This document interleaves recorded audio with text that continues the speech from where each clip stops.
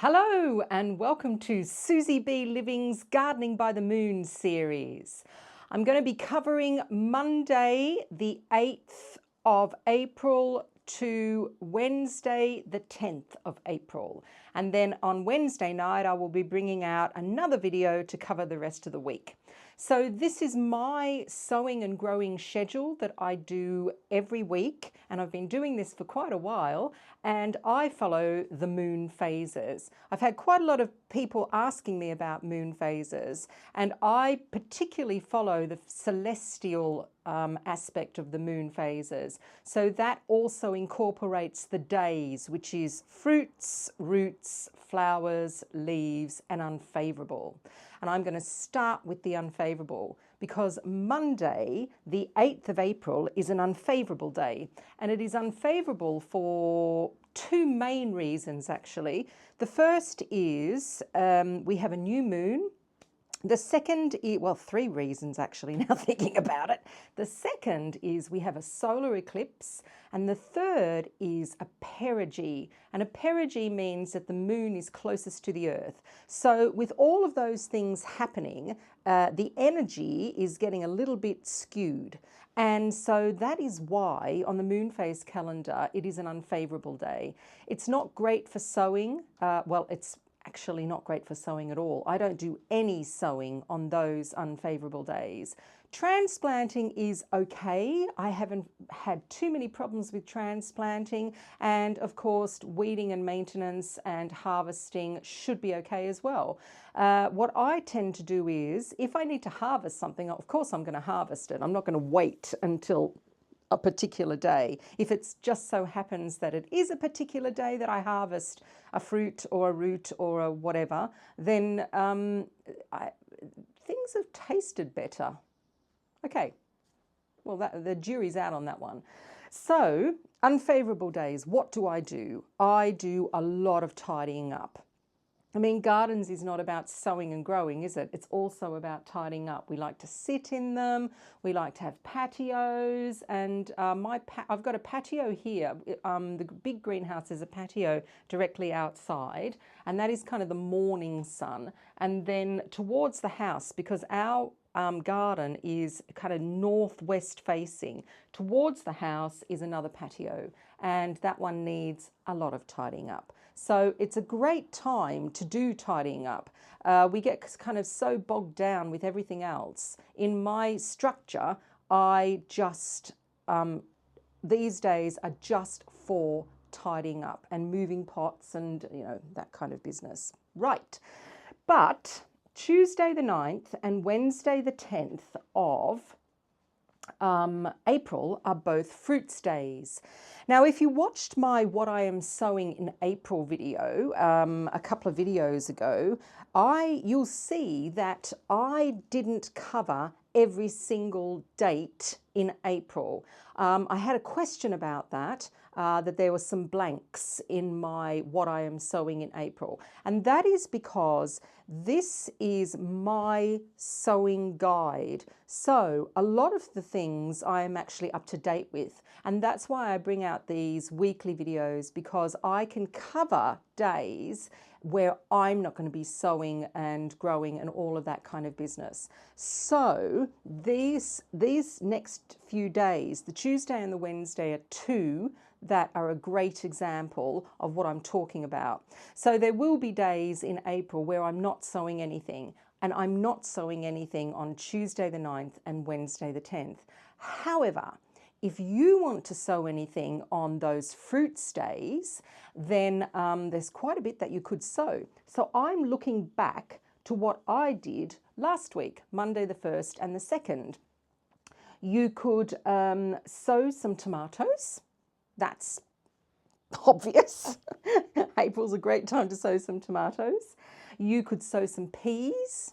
You could sow some melons if you want to. And if you've got somewhere under cover that you could grow a few little squash plants, you could grow some squash or sow some squash. My main squash plants are not being sown until the end of the month because I want to put those ones outside.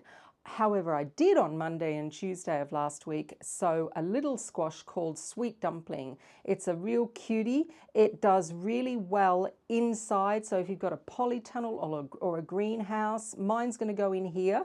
They are really nice when you eat them unripe. Does that make sense?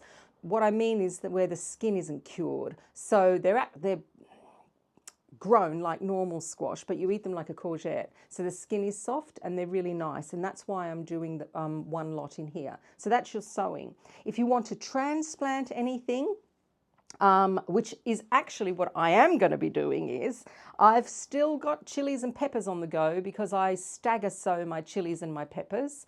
If you're interested in that and you don't know what I mean about that, I'm going to put a link below so that you get the idea of what I do with my stagger sowing of my chilies and my peppers. So that's what I do with those. So I'm going to transplant those. I've got some more tomatoes to transplant, and I've got some cucumbers to transplant as well. So that's my transplanting, and give you some ideas of what you could be doing as well. Weeding and maintenance. Okay, so I have broad beans on the allotment that are all looking okay at the moment. I had a real problem with them earlier in the year where the slugs and the pigeons just went at them. So now I have a net over the top, which is fine. And I also sowed some more seeds. I just stuck them in the ground. Well, they've all come up. So bonus, I'm going to have more broad beans. I also have 4 pots of broad beans here in the greenhouse, and they are flowering and they are also setting fruit. So these are my really, really early broad beans that I've got. I'll give you a close-up of those to have a look. The other thing is my peas. So I have 2 pots in here of very, very early peas. These are the potting peas. These are the ones called Meteor. I'm not a big Meteor fan, and I'm not a big potting pea fan. Does that make sense?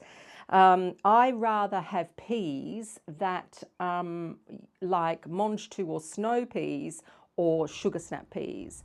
And I will show you the ones that I've got here in the greenhouse. They are flowering, they are setting, they are doing really, really beautifully. Actually, I could probably eat these as Monge 2 or snow peas. I'm going to try one and see what they're like and see if they're sweet enough.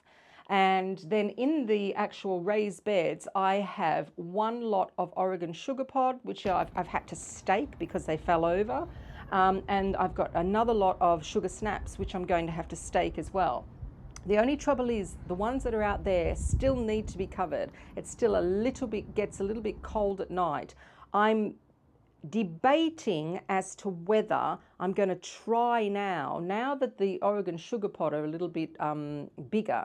I'm thinking I might experiment when we've got some evenings or nights where the temperatures are a bit high. I might actually leave the cover off and see what happens.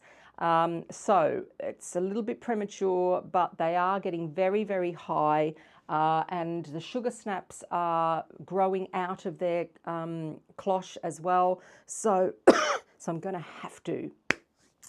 Ooh. Okay, fingers crossed. The other thing is weeding and maintenance. Fruit trees. If you've got fruit trees, have a good look at them. Have a look at the blossom on them. So the pear trees are blossoming. The apples are blossoming. My apricot tree has finished, but I've got fruit on it. If you want to have a look and see what I've got, then have a look at my weekly vlog, which I brought out for last week, and I show you my apricots and I show you also my nectarines, and I have peaches on the go as well. Any soft fruit, have a look at those.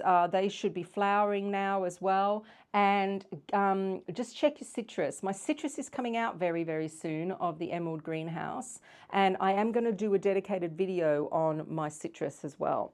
So that's that. And then feeding and watering, I'm giving my peppers and my chilies a very weak feed at the moment now. Now that they're in the 1 litre pots and they're getting quite tall, they are still in the dining room, in the windowsill of the dining room. But again, I'm thinking about bringing them out here into the greenhouse. The only thing is with peppers is they need a good nighttime temperature. So we're getting a little bit colder towards the end of the week. I might hold off another week, but I am feeding them very, very weak liquid feed. I do like the Chilli Focus. If you're interested in that feed, go to my Amazon store. The link is in the bottom and I've got it in my Amazon store. You can have a look at that. I do love that for chilies and peppers.